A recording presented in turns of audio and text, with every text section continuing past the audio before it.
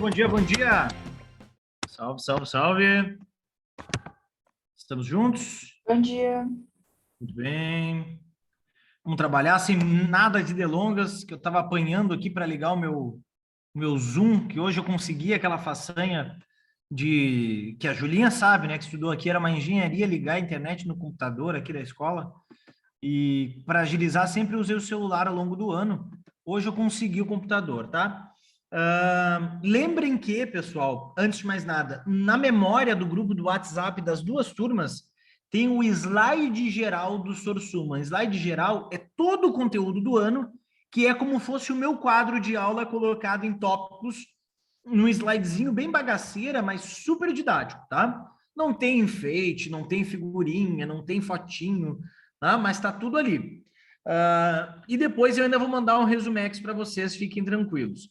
Hoje eu vou conseguir usar esse recurso aqui bem legal que o computador permite, para a gente continuar falando do pré-modernismo, né? Semana passada nós falamos de Os Sertões, correto? Confere?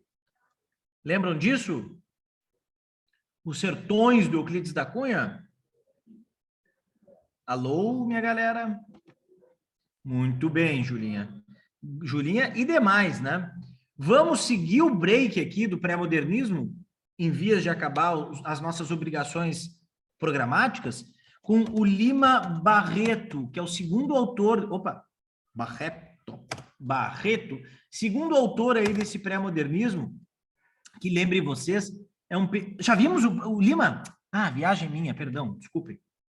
Na verdade, hoje a bola da vez não é nem o Lima, é o Monteiro Lobato. Esse não vimos, né? Esse é novidade. Monteirinho tá na mão? É daí?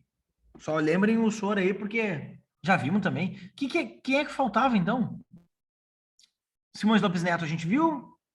É que eu vou explicar para vocês, tá? Como eu dou essa aula nessa. Ah, o último foi Augusto dos Anjos, tá? Eu dou essa aula a semana inteira para várias turmas de cursinho. Eu vou invertendo a ordem desses caras para não viciar, sabe? Eu quero falar assim, um dia do Monteiro, outro dia do Lima, porque eles são simultâneos. Só para não, digamos assim, condicionar a mesma aula, senão eu perco a graça. Então, na verdade, a gente viu todo o pré-modernismo. A real é essa. Que bom, que bom. Hoje a gente entra, na verdade, no último conteúdo, então, que é o modernismo. Isso a gente chegou a introduzir. Temos anotações de modernismo.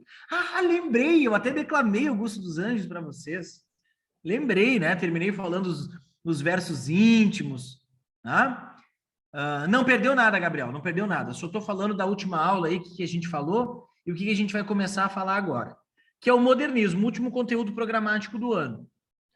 A gente vai dar um pegão hoje e na semana que vem, e aí depois já vamos entrar no Revival, tá? Semana que vem, no máximo na outra ainda. E aí já entra em Revival. Vai dar para ter um mês, bem dizer, de revisão, tá? Que é ótimo, que é o que a gente programa. Alguns outros professores vão terminando, vão concluindo. Eventualmente, a gente pode jogar para uma aula assíncrona algum conteúdo que a gente acha assim, ó, não é comum de prova, mas se cair, a gente fala lá numa aulinha gravada para vocês assistirem até o dia da prova, bem tranquilinho. Mas a moral aqui do modernismo é o seguinte, ó. Ele começa no início do século XX e vai se estender até os dias de hoje, tá? O modernismo corresponde ao contexto mais caótico de todos, porque vamos combinar, o século XX é uma bagunça, né? De contexto, a gente tem muitos episódios, muitos eventos, como, por exemplo, a crise econômica, o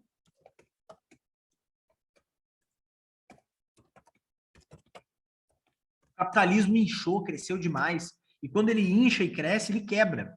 Isso vai acontecer em 29.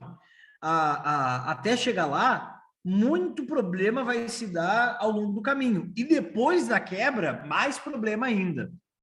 Nós temos uma crise identitária,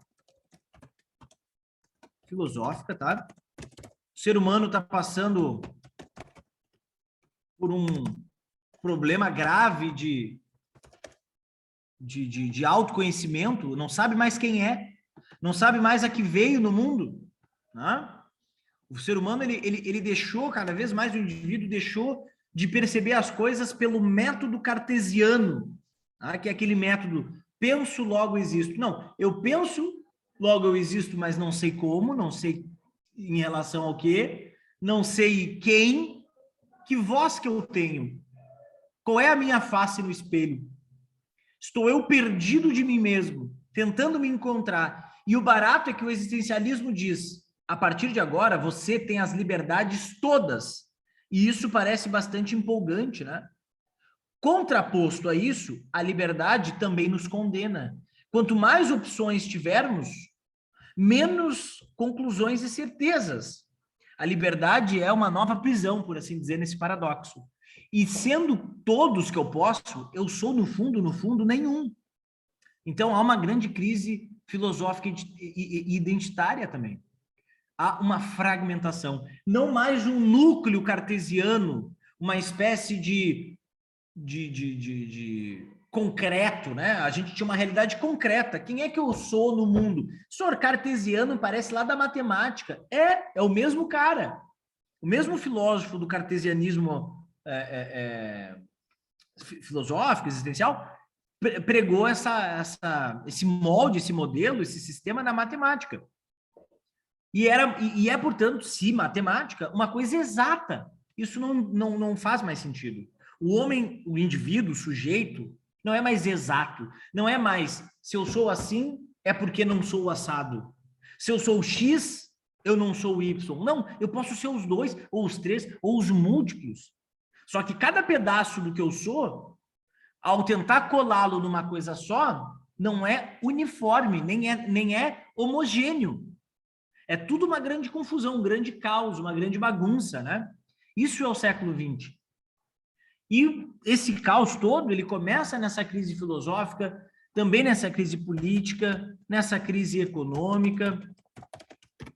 Nós temos a ascensão do nazifascismo no século, respondendo a essa fragilidade política e essa instabilidade do mundo, né? Uma instabilidade.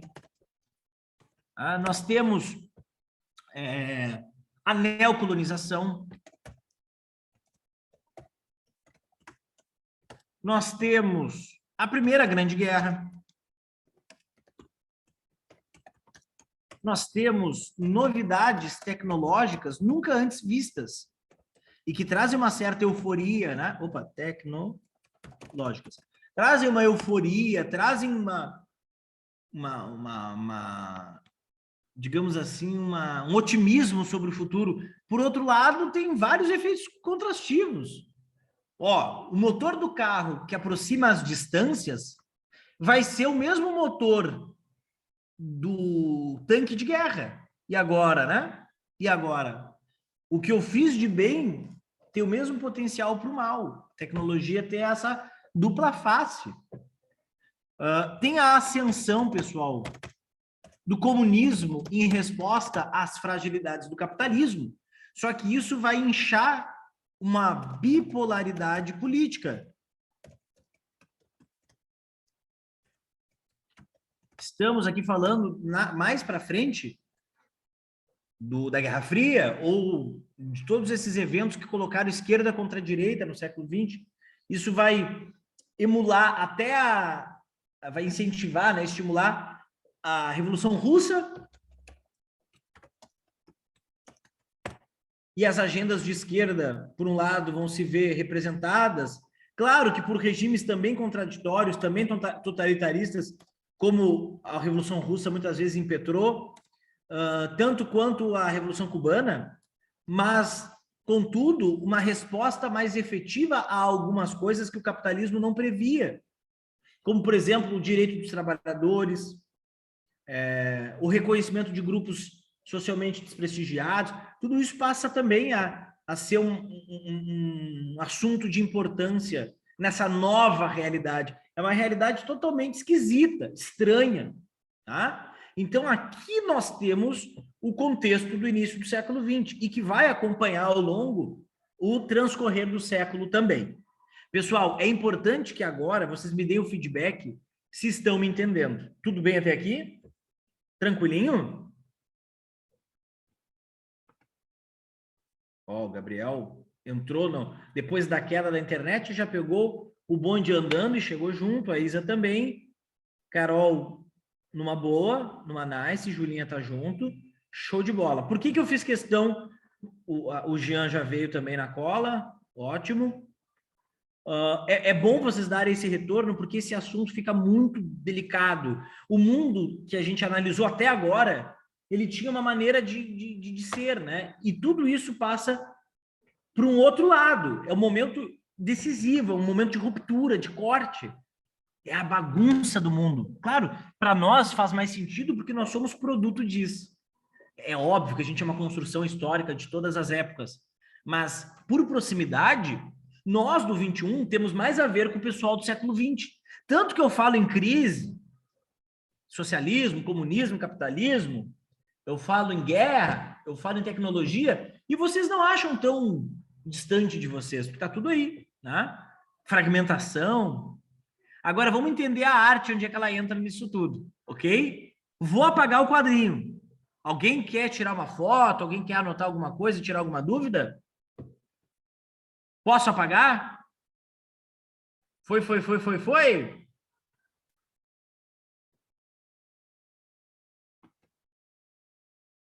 Então eu vou dar-lhe, para não tomar-lhe. Foi. Show de bola. Ó, vamos para as artes. A arte do século XX, do início ali, né? Vou até salientar, início do século XX, ela vai se posicionar para tentar interpretar essas novas realidades. Olha que eu fiz questão de falar no plural, né? Porque o mundo agora é mais plural. O mundo agora é mais, como eu disse, pedaços, fragmentos que colados não são unívocos, né? O mundo é polifônico, várias vozes. O mundo é multicultural, cosmopolita, significa que uma cultura de um lugar, ela invade, contamina e convive com a cultura de outro lugar. Tá? Então, as artes agora, elas vão questionar algumas questões, né, alguns valores, vão questionar as tradições, as convenções do passado, as ideologias que já fedem a naftalina, de tão antigas que são e que ainda persistem no século XX em se manifestar pela política e pela sociedade, né? Isso quer dizer, é hora de revisitar o que é o patriarcalismo e questionar a sua manutenção, é hora de questionar as desigualdades sociais que privilegiam pelo sistema um grupo em detrimento do outro, e denunciar essas mazelas. A arte vai se posicionar também sobre isso. É hora de questionar a questão da mulher na sociedade contemporânea e a sua atuação não só no mercado editorial literário, mas também enquanto personagem, um posicionamento político, social, identitário, né? O feminino passa a ter uma nova validação. Olha como a literatura está indo por outros lugares, né? É hora de questionar as próprias técnicas da literatura, não só o tema, né? A literatura não assume novos temas somente, ela também assume uma nova forma. E esses movimentos de vanguarda vão se organizar para rebater tradições, combater o passado e propor a novidade, não necessariamente sabendo onde vai chegar com isso, tá? A ideia não é ter um lugar de chegada, mas um lugar de partida. Não é um ponto final, mas é uma reticência. A questão é, a maioria das pessoas pergunta, mas por que isso? E eles vão responder com a seguinte questão: não é por que isso, é por que não isso? Por que assim? Ora, por que não assim? Por que assado? Por que não assado? O surgimento dessas vanguardas é na Europa e elas se manifestam nas artes plásticas, na literatura, na música, no comportamento e afins. Na moda também, eventualmente, tá? Aí tem vanguarda. Certo, gurizada? Vão anotando isso, eu vou pegar o meu óculos, um minutinho.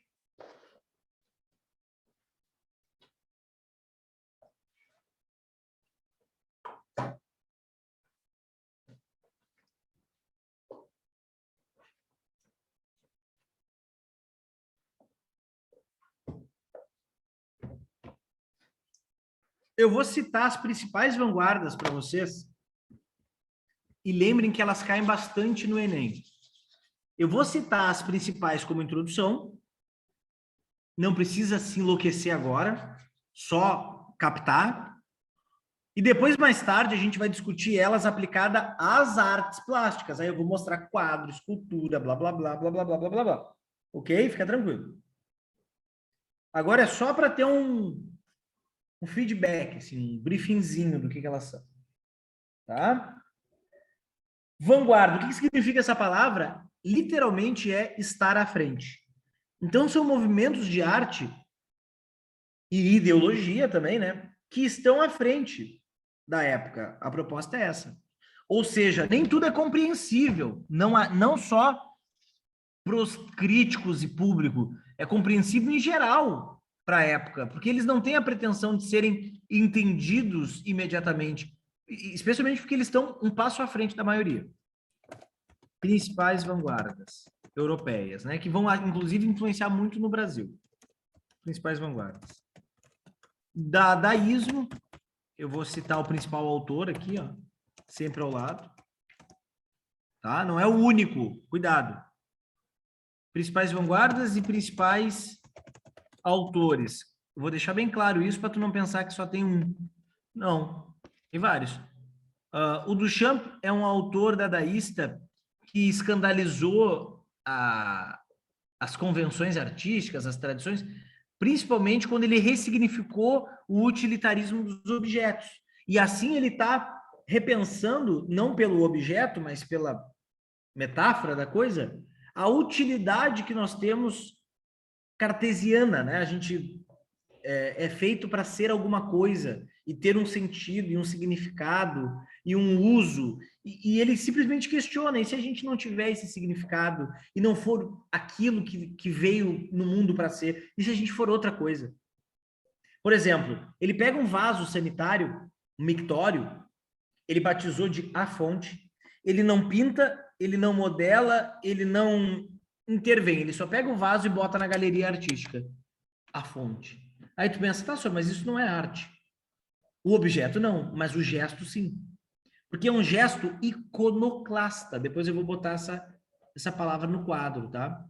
Iconoclasta é quebra os ícones, né? Se opõe às tradições, porque ele acabou de reivindicar que um vaso no banheiro é para urinar. Um vaso na galeria de arte é arte. E aí a gente pensa, é ou não é? Pode ser ou não pode ser? Ó, ele está fazendo algo revolucionário. Ó, ele está fazendo algo idiota. Não interessa, a gente está discutindo a intenção dele. Ressignificando o uso do vaso. Então ele está questionando o lugar das coisas, né? Quebrando o sentido mais literal, mais objetivo. Então o dadaísmo tem essa subversão, essa supressão dos sentidos óbvios, utilitários. Surrealismo, que a gente lembra muito do Dalí, Salvador Dalí. Surrealismo tem um pezinho na psicanálise e vai misturar a realidade com o onírico. O que é onírico? Onírico é o mundo, o universo dos sonhos. Que merda isso aqui? Peraí. Surrealismo.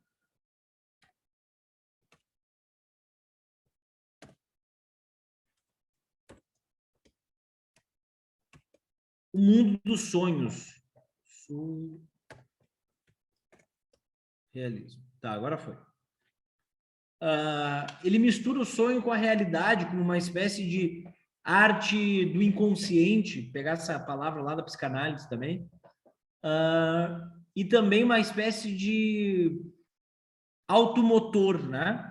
O cara não pensa, não planeja muito, ele vai tendo aquela intuição, aquele quase impulso e vai reproduzindo na arte, tá? Não é mais uma arte planejada, como o parnasianismo, por exemplo, ou como a pintura realista, que tinha todo um planejamento a partir da observação da realidade concreta. Não, aqui a realidade não é concreta, porque a atmosfera é a do sonho, é onírica. Aí tu tem um elefante com pés de inseto. Tu tem uma casa ao contrário com asas voando no céu. Tu tem um relógio se derretendo nas árvores e na paisagem árida, persistência da memória. Uma espécie de pesadelo, de sonho, de imaginário, né? Cubismo. Nós temos a arte geométrica. A realidade, ela é literal para Courbet. Ele olha o meu rosto, ele desenha igual no realismo francês. Depois a fotografia reproduz exatamente aquilo que estamos vendo como é. Olha o compromisso da arte tradicional com a realidade, né? É reproduzi-la à perfeição. Agora, o cubismo questiona isso. E se a realidade não for perfeita na arte? E se a realidade na arte e na própria realidade for diferente, não quer dizer errada ou melhor, mas simplesmente diferente. E se ao invés de um rosto exato eu tiver um rosto cúbico, geométrico, por que não? Aqui nós temos o Picasso. No Brasil, a Tarsila do Amaral. Expressionismo. O expressionismo é uma arte que vai carregar questões ligadas ao início do século, como a morte, a solidão, a guerra, a fome, a angústia, a melancolia. Isso aparece na escolha das cores e na expressão do que está sendo pintado. A gente vê isso no quadro O Grito, do Edvard Munch. Tá? Neoimpressionismo.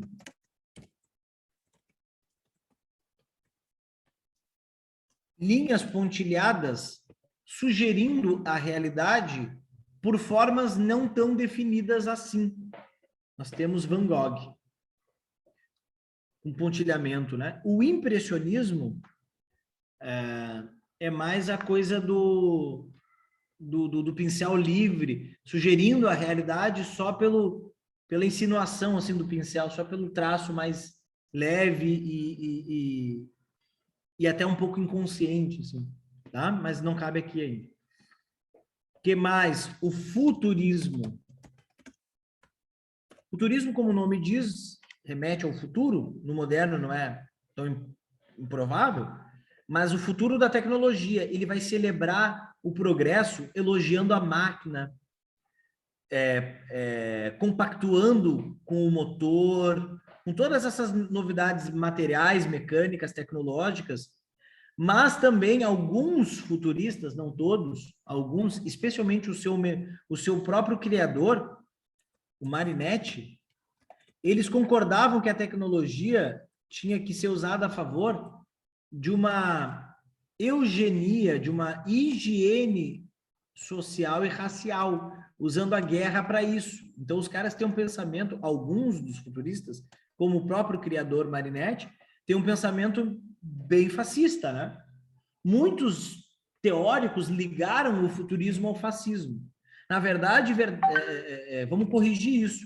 Não é o futurismo que é ligado ao fascismo, é alguns futuristas que são e o próprio criador do futurismo. E aí isso acabou rotulando o futurismo de fascista.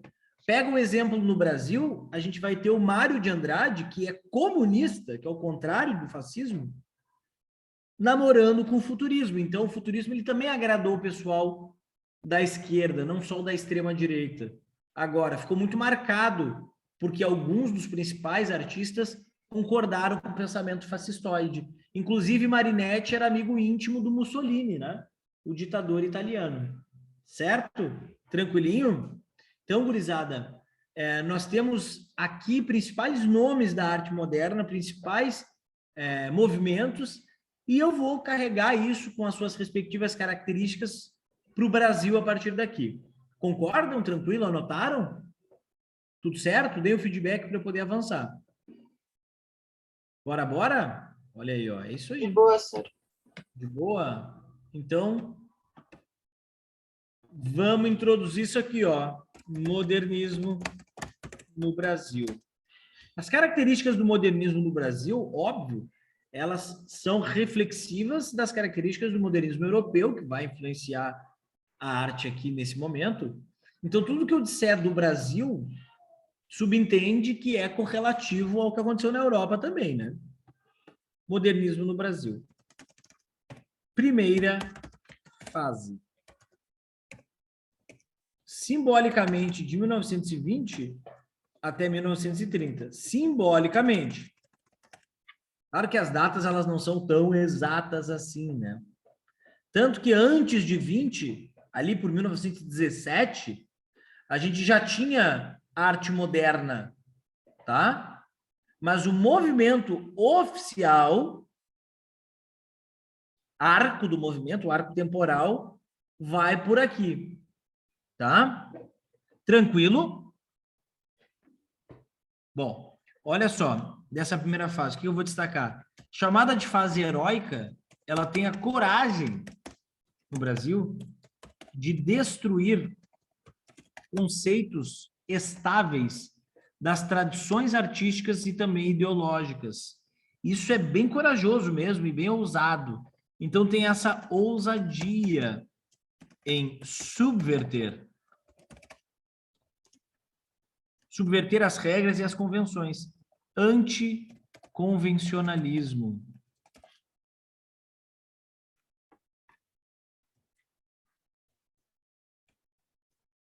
Fazendo, portanto, oposição às tradições. Apostando radicalmente numa liberdade nunca antes vista na arte. Ora, se os românticos se abriram à liberdade que a arte iluminista e burguesa propunha, aquela liberdade deles era customizada ao gosto do público.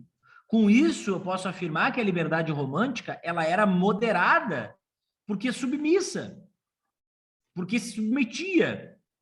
Agora, nesse lado aqui, não. Do lado dos modernos, pelo lado dos modernistas, a gente pode afirmar que a liberdade ela é expansiva, incalculável. Por isso, o experimentalismo intenso, que nem sabe se vai funcionar certa coisa ou outra, mas isso não significa, porém, que eles não vão tentar, que eles não vão misturar, que eles não vão mexer, que eles não vão quebrar, destruir, mas não pelo simples fato também, vejam, né, de destruir pelo prazer de destruir. Não. Aqui é uma destruição com a intenção de recriar, mesmo que não saiba se vai funcionar. É quase uma desconstrução. Tá? Bom, o que mais? Essa palavra é boa, ó. Iconoclastia, destruir os ícones. Ícones sociais, religiosos, políticos, culturais, tudo isso para ressignificá-lo. Novas técnicas, ressignificações, valorização do social e do cotidiano. E aqui no Brasil, o modernismo vai ser usado para investigar a identidade, a cultura nacional e os aspectos linguísticos como também fator do patrimônio nacional. Ou seja, os caras vão voltar a falar de ser brasileiro para se entender como tal. E ser brasileiro é algo pensado pelos românticos daquela maneira fantasiosa e inverossímil. Aqui os modernistas não vão criar algo mais acessível. Os românticos são acessíveis, mas incoerentes. Já os modernistas, eles conseguem ser bastante coerentes à ideia de brasileiro, admitindo várias cores, vários credos, várias crenças, várias classes. Todavia, eles não são muito inteligíveis. Lê-los não é fácil por conta dos excessos de experiências e técnicas novas e radicais que o leitor comum não pega. Nós temos nesse modernismo muita influência europeia, mas, contrapartida a isso também, estudos da cultura local, tá? Eles, por exemplo, vão interpretar, vão entender a contribuição da cultura afro e vão tentar trazer isso à tona, ainda que tenha lá sua resistência, dos grupos excluídos socialmente, geograficamente. Inclusive, eles assumem que não há um único falar da língua aceitável, nem um único escrever, porque a língua admite as variações sociais, geográficas, né? Tem vários falares dependendo da classe e do acesso ao letramento formal que se tem, ou do lugar em que se mora, ou do setor social a que se pertence. Ou seja, notem que eles estão revolucionando alguns aspectos da arte e da própria sociedade a partir daquilo que os pré-modernistas propuseram. Claro, os pré-modernistas ainda de maneira tímida, já os modernistas de maneira destruidora e radical. Ok? Anotem esse último quadro, me deem o feedback e eu avanço daqui com os principais autores do movimento. Fluiu, foi. Firmeza.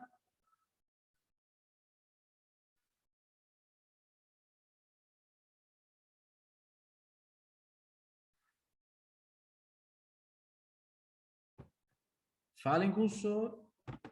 Cadê o chatzinho? Ah, tá aqui. De boa, na lagoa.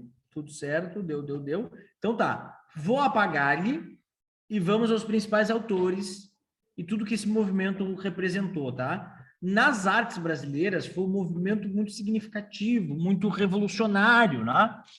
Principalmente porque no Rio de Janeiro, que era capital e corte do Império, se transformou em capital e epicentro cultural na época, mas também na República. E ali vingou um parnasianismo conservador que agora é substituído, por assim dizer, né, pelas novidades do modernismo, que demoram a dobrar as tradições e os tradicionalistas, né? Nós temos uma elite acadêmica que vira cara para o modernismo, que não entende porque é antiquada, que não aceita, que não tolera, que critica. Lembrem do Monteiro Lobato, em 1917, dizendo que o modernismo era paranoia ou mistificação. Né? Alguns pré-modernistas não compraram a briga, outros, como Graça Aranha, sim. Ou Lima Barreto. Né? Contudo, não só a arte está mudando, mas até mesmo a questão da principal cidade do país. Se o Rio de Janeiro tinha aquela importância política, agora, pela questão econômica, São Paulo industrial, a São Paulo que deixou o café para trás e vai começar a se modernizar tecnologicamente e produzir bastante, também vai representar a cultura do Brasil. São Paulo vira a nova meca cultural. Não podia ser diferente, porque lá é onde está o dinheiro também. Então, nós temos, pessoal, nessa primeira fase do modernismo, um grupo chamado mais tarde de Grupo dos Cinco, um grupo de intelectuais paulistanos que usaram as suas próprias economias, as suas próprias reservas para estudarem, né, a cultura brasileira, as novas artes e essas novidades europeias. Vamos a eles. Oswald de Andrade, que vai ser considerado um dos líderes do movimento modernista do Brasil. O seu amigo e também um dos líderes, Mário de Andrade. Eles não são irmãos, apesar de terem o mesmo sobrenome e serem amigos. A artista plástica Tarsila do Amaral, que foi esposa do Oswald também, uma das. Anita Malfatti, que foi uma das mais criticadas naquele artigo do Lobato. E o menos conhecido, Menotti Del Picqua. Bom, aqui, pessoal, a gente tem 5 intelectuais dedicados a essas novidades que vão viajar para a Europa e pelo Brasil inteiro estudando coisas e novas tendências e novas perspectivas para introduzir esse modernismo aqui e discutir a nossa identidade, como pouco se fez desde o romantismo, ou como não se fez desde o romantismo. Tá? Esse é o grupo dos 5. Eles são os idealizadores de alguns movimentos importantes, como a poesia pau-brasil, que discute os aspectos da brasilidade pela arte, não só pela poesia, mas até pela pintura, e com a ótica de misturar o primitivismo com o europeísmo. O que significa isso? Falar do indígena brasileiro de novo, através da linguagem das vanguardas, e falar dessa nova cultura, que ela é disforme, que ela é do passado, mas é do presente e do futuro, e misturar tudo isso radicalmente ao mesmo tempo, né? Depois, pessoal, eles discutiram isso pela arte, por debates, por palestras, por revistas também, né? Usaram revistas para tentar divulgar os seus ideais e não tiveram assim uma adesão perfeita, não foram caras super aceitos, muito pelo contrário, foram bastante criticados, mas foram insistindo e persistindo. Esse primitivismo, essas vanguardas, elas trabalham essa questão da brasilidade. E ela é bastante, pessoal, enquanto movimento, bastante irreverente, irônica, paródica, depois eu vou botar isso nas características, eles adoram a ironia e a paródia, e também, pessoal, eles, nesse momento aqui, discutem a questão da língua brasileira, né, do português brasileiro, que tem lá o falar do nordestino, do periférico, do regional, e que tudo isso é aceito por eles, certo? Ao mesmo tempo em que eles são revisionistas, ou seja, se a gente vai falar do indígena de novo, não vamos contar a versão do europeu, que foi a que os românticos romantizaram, né? Vamos contar a versão dos indígenas. Então, eles invertem a colonização. Por exemplo, é bem legal, né? É uma nova... O Menotti parece ser o patinho feio dos 5. Pouco estudado e aparece pouco na prova. É mais ou menos isso, Vitor. E com o tempo ele foi ficando desinteressante, desimportante, desconhecido, né? Foi perdendo um pouco o efeito, mas cuidado, na época ele chegou a ser um dos grandes nomes da cultura brasileira do século XX. Outros nomes também desapareceram, como Guilherme Almeida, como Cassiano Mendes, e que eram também importantes, tá? Enfim, dos movimentos, o antropofágico, aonde a gente tem o manifesto antropofágico,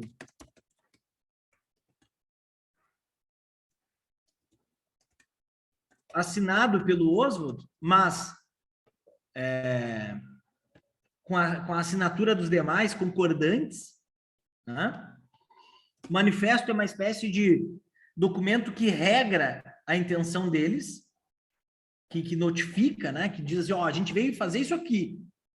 Deixa estabelecido algumas ideologias dos caras, assim como discute a questão da identidade, pregando a ideia, e por isso o nome antropofagia, da miscigenação, da deglutição étnica, cultural, folclórica e etc.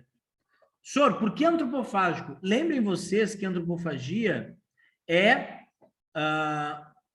um ritual religioso canibal dos indígenas americanos. A gente falou deles lá na literatura informativa e depois o romantismo fantasiou um pouco sobre.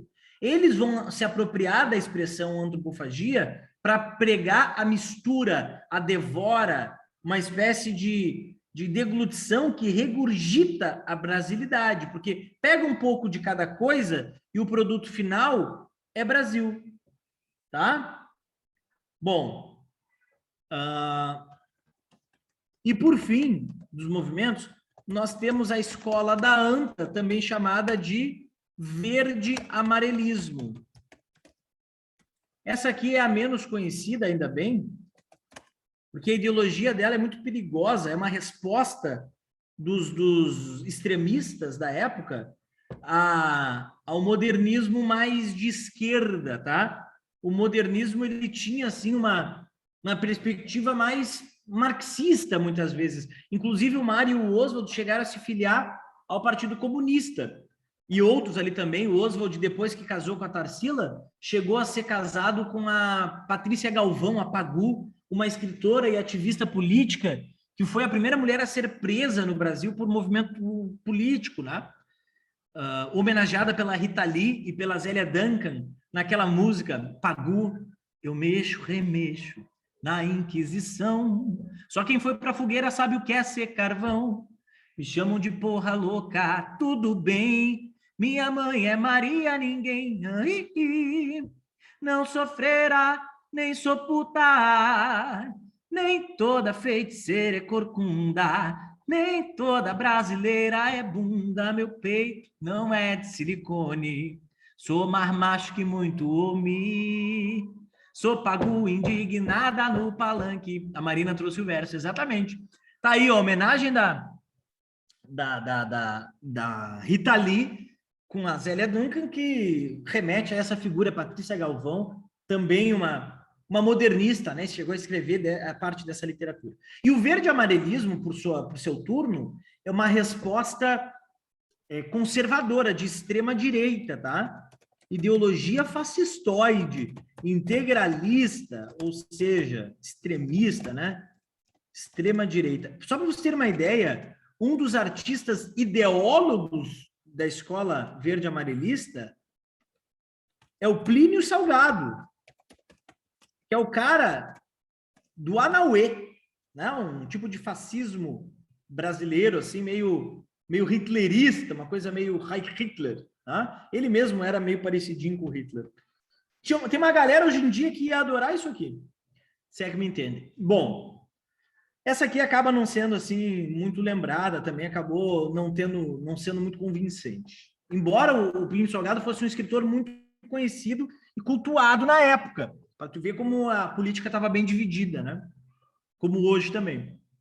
Certo? Bom, gurizada, eu vou só salientar algumas coisas aqui para a gente avançar. Opa, tomem nota daqui. Tomem nota.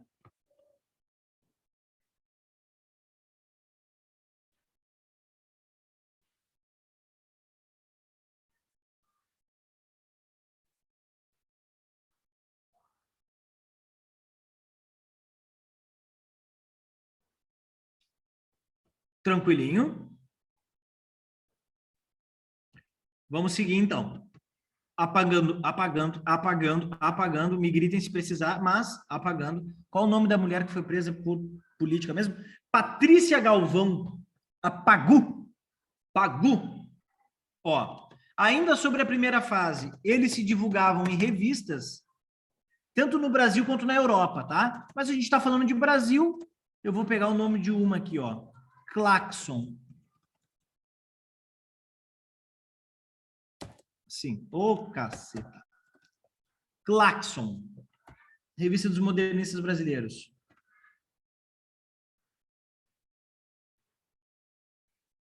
Tá?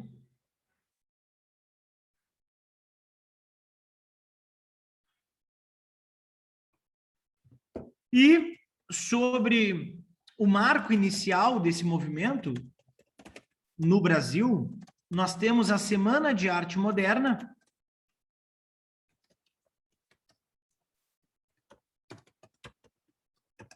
de 1922, em São Paulo. Né? Por que 1922? Porque eles esperaram, para fincar a bandeira do movimento, eles esperaram exatos 100 anos depois da independência do país. Eles propõem uma nova independência cultural e artística. Olha que legal, né?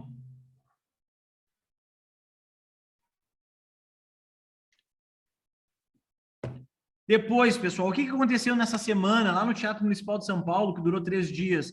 Saraus poéticos, exposições artísticas, palestras, recitais musicais, né? Vieram para trazer arte. O que a elite esperava encontrar?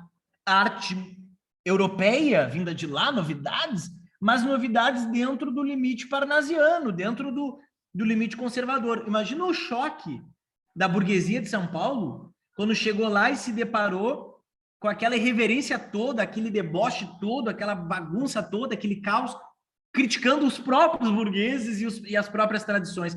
Foi um rebuliço, foi um rendezvous. Chegaram a vaiar. E para eles, os modernistas, a vaia dos conservadores não é uma crítica, é um elogio. Porque a vaia significa que o conservador não me entendeu ou não me apoia. Ou seja, perfeito, o que eu estou fazendo é exatamente para provocá-los, é isso. Por isso a vaia vira um novo aplauso para eles, tá? Bom, alguns destaques da Semana de Arte Moderna. A declamação de Ronald de Carvalho do poema Os Sapos, autoria de Manuel Bandeira. Vejam só, o Manuel Bandeira, eu vou botar asterisco. Ele não foi no evento, ele só enviou o poema. Ele era tuberculoso e, portanto, não frequentava muito ambientes públicos, tá? Também, pessoal, ele não é um poeta específico da primeira fase nessa pedagogia literária, apesar do seu apoio e da sua inclinação à ideologia dos autores da primeira, ele vai amadurecer a sua escrita a ponto de ser reconhecido como um autor da segunda fase do modernismo. Não significa com isso que ele não apareça ou apoie ou colabore com a primeira. Tanto é que ele enviou esse poema aí como forma de apoiá-los. O poema, por sua vez, é um deboche só. A forma é parnasiana, mas o conteúdo é uma ironia aos parnasianos. Vamos até botar isso, ó. Cujo tema era uma crítica aos parnasianos. Imagina a elite parnasiana assistindo esse deboche. Deu vaia, né? Outra coisa destacável é a apresentação do maestro Heitor Villa-Lobos, porque ele misturou música erudita, ele era um maestro de música clássica, mas ele misturou a isso música popular brasileira, né? E aí tu imagina a irreverência. E ele também foi de terno, gravata, fraque e chinelo de dedo.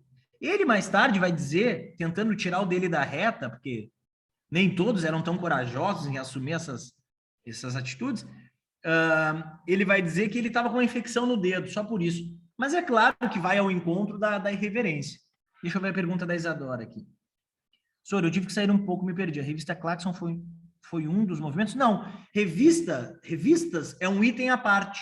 Revistas, assim como a Claxon, existiram outras, eu destaquei só a principal, que é a que é importante, são veículos para divulgar as ideologias modernas, não os movimentos. Movimentos são movimentos ideológicos. Revista é um veículo de informação só para levar a estética e as ideias modernistas adiante, tá? Show de bola. Bom, outro momento aqui que eu vou destacar é a palestra inaugural dada pelo pré-modernista e apoiador, pelo pré-modernista Graça Aranha, em apoio ao modernismo, diferente do Lobato, que é também um pré, só que era contra, e o conteúdo da palestra era sobre estética, ninguém entendeu nada. Mas pelo menos ele estava bem intencionado em contar essa novidade aí. Bom, assim como o Manuel Bandeira, nós tivemos exposições da Tarsila do Amaral e ela também não foi ao evento. Eu até vou botar no asterisco. Ausentes, tá? A obra dos dois foram, as obras, né? Dos dois foram, mas eles não. Tarsila estava na França, tá? Fechou, gurizada? Tranquilinho? Eu vou depois colocar algumas observações das técnicas desses modernistas para a gente debatê-los, e aí eu vou destacar as obras dos principais da primeira para a gente chegar até a segunda, tá? Bora? Tranquilinho? Vamos dali. Shows de bolas. Segue o Paranauê aí. Ó. Novas técnicas. A polifonia narrativa, vários narradores, né? Especialmente na prosa. A descontinuidade espaço-tempo, especialmente na prosa, né? O cara não está mais num tempo e espaço, num lugar, numa época. Não, o personagem ele pode dar 10 passos e chegar em outro lugar, bem distante. Ou noutra era. Ou a gente nem saber que período se passa, porque daqui a pouco o negócio é num tempo psicológico, cheio de fluxo, de consciência. Olha as loucuras.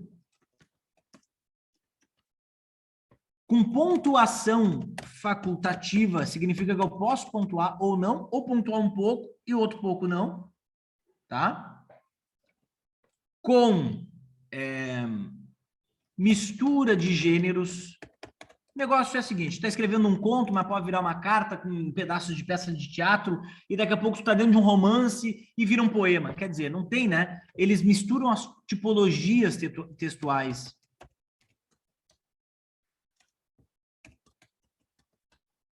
Tá?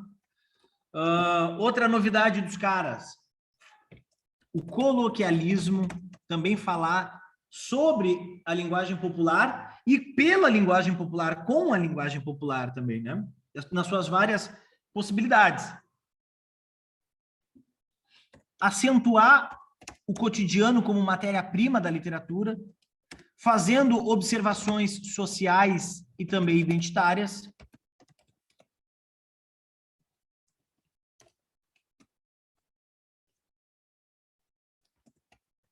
Falando dessas coisas com ironia quando quer criticar, ou paródia e humor, tá? Enfim, subvertendo a maioria das regras, isso mais visivelmente na prosa. Já na poesia, a gente nota a preferência pelo verso livre, que é sem métrica regular, assim como a preferência pelo verso branco, que é sem rimas. Não quer dizer sempre, tá? A supressão das formas fixas e tradicionais, ou seja, soneto até fazem, mas vão brincar com a forma e vão dar preferência a novidades literárias, aproximando a poesia da forma da prosa, poesia prosaica, uma poesia que está mais horizontal do que vertical. Também coloquial, também com pontuação facultativa, quer dizer, quebrando todas as regras, né? Todas as regras. Tranquilo?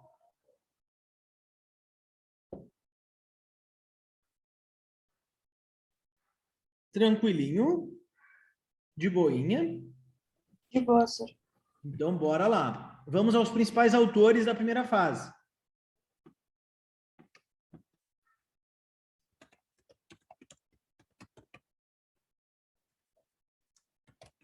Tarsila do Amaral, mais voltada para arte plástica.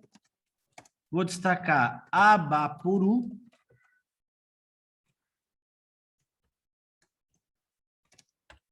e Os Operários. Nem se preocupem, porque isso aqui eu vou discutir numa outra aula com vocês, tá? Assim como a Anitta Malfatti com a sua Abobo. Fica tranquilo, a gente vai falar disso em aula plástica.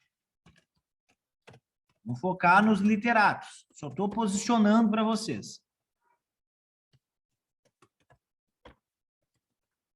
Tem o Raul Bopp, que é gaúcho, até vou botar isso assim para vocês lembrarem, vou botar que ele é do RS. E ele escreveu Cobra Norato, que é sobre uma lenda amazonense, trazendo uma cultura pouco explorada. E eu vou botar ele lá para baixo, que é dos menos importantes, tá? Ah, meu Deus! Assim como também para baixo. Espero eu anotar para vocês aí, que aí depois vocês botam pela ordem certa. É que eu vou destacar os menos importantes primeiro, para levar mais tempo nos mais importantes. Tá? Então, esperem eu copiar e depois vocês anotam essa aqui. Nós temos o Guilherme Almeida, que é de São Paulo, com o seu Nós. Ele também foi um escritor ativista do modernismo. E aí sim, agora, mais importante, o Oswald de Andrade com... Aí eu vou destacar aqui, ó.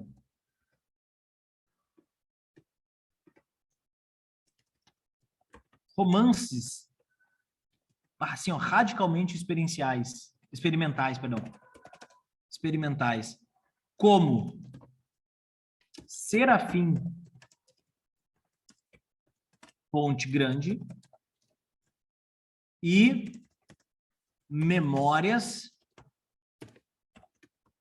Sentimentais de João Miramar. Esses dois livros, em termos de conteúdo, são críticas à burguesia de São Paulo, tá? Mas em termos, nada inovador, assim.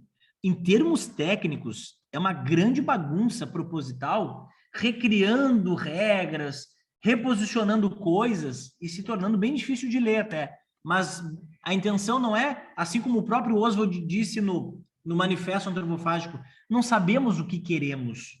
Só sabemos o que não queremos. Ou seja, aonde vai chegar com isso? Não sei, eu só sei aonde eu não vou chegar. Eu não vou concordar com as tradições. Agora, vai dar certo o que eu estou fazendo? Bom, isso a gente vai vendo no caminho. Talvez não dê, mas pelo menos não concorda com o que é antigo, com o que é velho, com o que é tradicional, tá? São livros bem loucos. Isso eu devo confessar e dizer que é bem desafiador lê-los, tá? Ele também escreveu uma peça de teatro bem conhecida chamada Rei da Vela. Gente, Rei da Vela só foi adaptado na década de 60 do século XX, o Oswald já tinha morrido, por Zé Celso Martinez, que está vivo até hoje. Que é um cara irreverente do teatro brasileiro, bem político, assim, bem politizado. Se opôs à ditadura, foi bastante censurado, aquela coisa toda. E o Zé Celso Martinez, ele teve coragem de levar essa peça louca do Oswald ao palco. E também foi censurado pela ditadura, bem na década ali da forte repressão. Rei da Vela é uma crítica à burguesia de São Paulo, e é cheia de nuances difíceis, assim, de adaptar e de ler e de entender, mas é bastante paródica, bastante irônica. Já a poesia do Oswald, eu vou destacar 3 pronominais, vícios na fala e erro de português. Esses poemas parecem todos que vão falar da língua portuguesa. Cuidado, nem todos, tá? Erro de português, ele fala da colonização. Ele diz que é contextual. Por exemplo, o português só se deu bem em cima do índio porque o contexto favoreceu. Fosse diferente, era o índio que teria se dado bem em cima do português. Olha a malandragem, né? Olha a diferença. Já pronominais, aí sim fala sobre o pronome oblíquo, né? Dê-me um cigarro, eu vou ler aqui, ó. Dê-me um cigarro, diz o português da gramática do aluno, do professor e do mulato sabido, que é o Machado de Assis, né? Mas o bom branco e o bom negro da nação brasileira, esses dizem todos os dias: deixa disso, camarada, me dá um cigarro. Olha só que loucura. Quer dizer, aceitando o pronome oblíquo como algo, digamos assim, que desnecessário na fala, que pouco usual, que seja uma regra da gramática respeitada por aqueles que vão ter acesso a ela ou que vão dominá-la, mas que seja também facultativo ou até inexistente para os que não dominam, que é o bom trabalhador, que às vezes não é escolarizado, por exemplo. Não tem problema falar me dá e dê-me. Os dois comunicam e expressam a mesma coisa. Já vícios na fala é como o popular fala. Deixa eu ver o vício na fala aqui, deixa eu baixar aqui. Peraí. A internet aqui não está me ajudando. Peraí. Não deu. Peraí. Vícios na fala. Oswald. Diz o poema.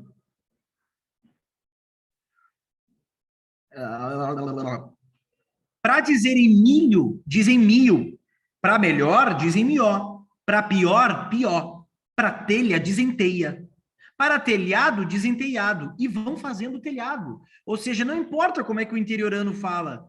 Ele continua se comunicando e expressando a ponto de ser entendido, inteligível, e não compromete a comunicação e nada disso. Quer dizer, por que criticar ou recriminar quem não domina a norma culta? Né? É bastante questionado pelo Oswald. Importante a contribuição dele para o entendimento e a beleza, inclusive, dos outros falares da nossa própria língua, tá? Esse é o Oswald. Deixa eu pegar o último aqui para vocês, que é o Mário. O Mário de Andrade.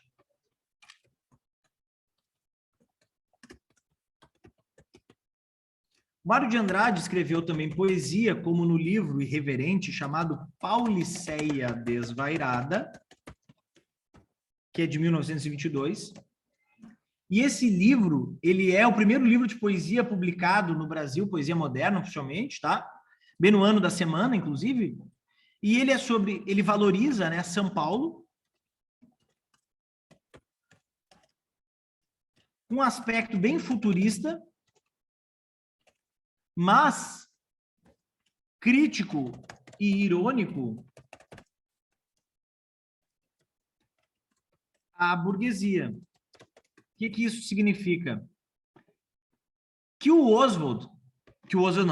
Mário vai se distanciar do futurismo fascista do Marinetti. Inclusive, ele deixa isso bem claro para tentar esclarecer as coisas, né? Lá no prefácio da obra, que ele chamou para atrair a atenção das pessoas, de prefácio interessantíssimo, onde ele explica que ele é futurista, mas não é fascista.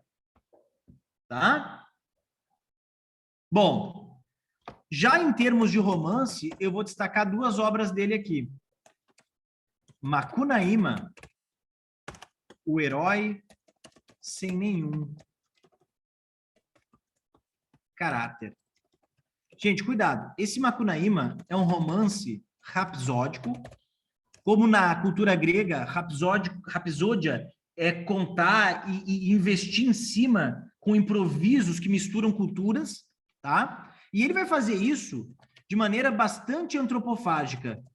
Ou seja, ele mistura um indígena que nasce negro e vira branco, e vira mulher, e se relaciona com o europeu e com o Exu da cultura africana, e com o negrino pastoreio da cultura gaúcha, e com todas as culturas. É uma síntese do Brasil. É por isso o herói da nossa gente. Logo, ser sem nenhum caráter não é ser mau caráter, uma vez que ele está representando o brasileiro. É sem nenhum caráter porque esse nosso anti-herói, bem malandro, preguiçoso, indolente, sensual, ele é a representação do brasileiro por ter todos os caráteres do brasileiro. Por isso, sem nenhum, por contemplar todos e, portanto, não conseguir a univocidade. Tá? Bom, outro romance dele, esse romance é bem experimental. Eu vou até acrescentar isso aqui, ó. Radical experimental, bem diferente. Difícil de ler também. foi adaptado para o cinema num filme igualmente conhecido e importante para o cinema brasileiro, mas também difícil de assistir e de compreender, tá?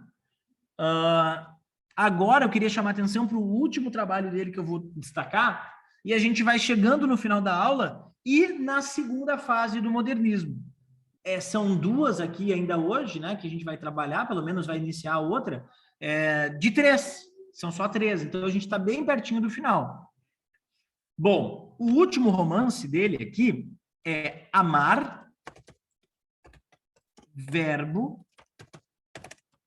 intransitivo. Aqui, pessoal, dá para perceber uma forte influência psicanalítica, e aí não dá para ignorar Freud, a questão do sexo e da identidade, principalmente na obra Totem e Tabu. E esse aqui vai discutir, como crítica à burguesia paulistana,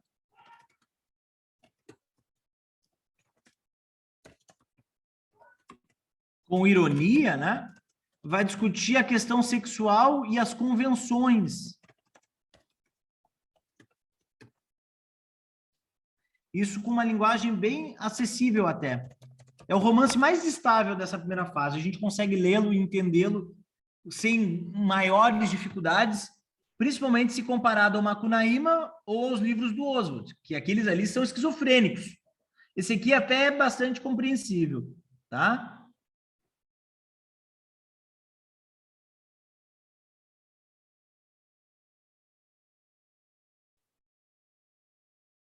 Aqui, a ideia aqui do romance é o seguinte, como não era incomum das elites, das famílias tradicionais, os pais esperavam dos filhos a entrada na vida adulta, muitas vezes pelo ritual, especialmente, claro, né, dos meninos, o ritual, o batismo era sexual, tornar-se um homem era perder a virgindade, né? Só que eles tinham receio que os meninos se expusessem a escrutínios públicos, a fofocas e até, quem sabe, a doenças venéreas em lugares de procedência duvidosa. Então, pessoal, eles introduziam nas famílias antigamente mulheres contratadas para seduzirem os jovens da casa sem tocar nesse assunto em casa, porque o pai não ia discutir isso com seus filhos.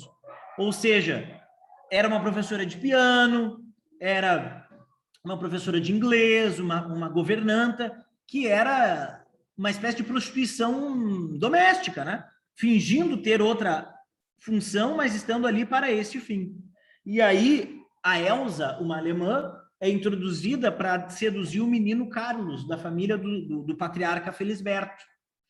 E no final, ela se apaixona por ele, mas abre mão desse relacionamento com o jovem só para pegar o dinheiro e ir embora. Ou seja, o capitalismo vence, né? E no final, o guri nem virgem era. O pai mente para o filho também mente para o pai. Tá? O que tu não pegou, Isadora? Que parte?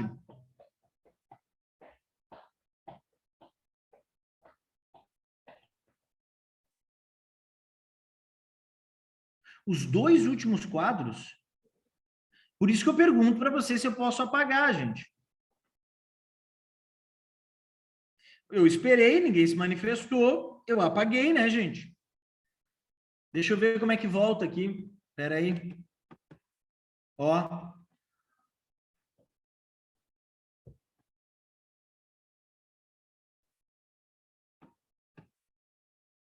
Vocês têm o áudio para ligar, é outubro e a gente não usa isso a favor. É só ligar o áudio e dizer, senhor, espera, estou copiando.